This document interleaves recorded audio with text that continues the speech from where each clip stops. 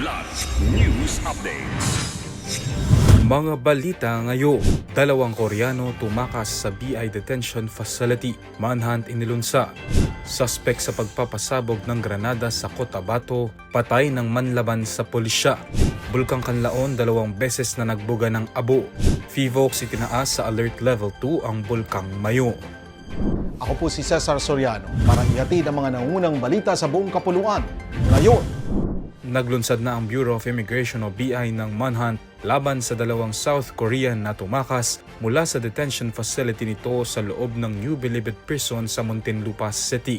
Ayon kay BI Commissioner Joel Anthony Viado, hindi titigil ang ahensya hanggat hindi nahuhuli sina Lee Jing-yu, 32 years old, at Yang Hee-jun, 44. Si Lee ay naaresto noong November 17, 2025 sa Pasay City dahil sa overstaying at wanted sa South Korea sa kasong drug smuggling at aggravated assault.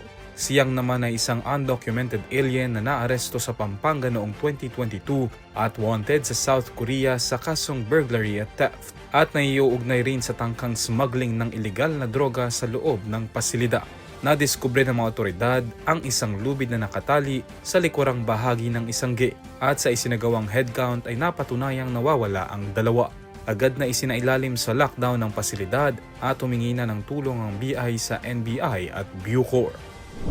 Patay matapos manlaban sa pulisya ang isa sa 2 suspect sa paghagis ng granada sa Matalam, Cotabato.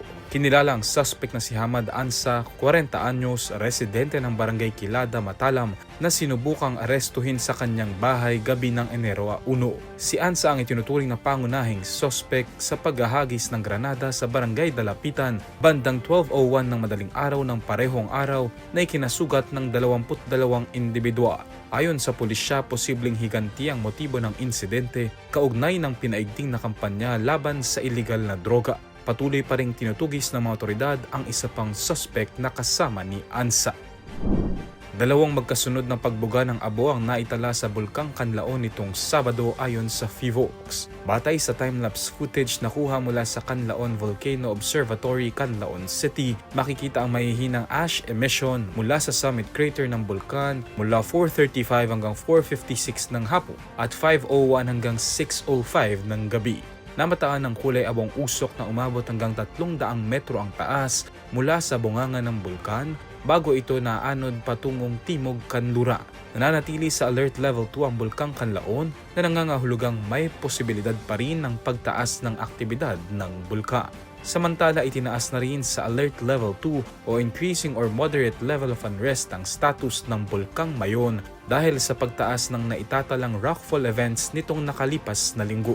Ayon sa Fivox, nakitaan ng current unrest ang bulkan, bunsod ng shallow magmatic processes na maaaring magdulot ng hazardous magmatic eruption. Para sa Kidlat News Channel, ako si Renzel Linon, nag-uula. ako po si Cesar Soriano kasama nyo sa bawat pagbuto ng balita.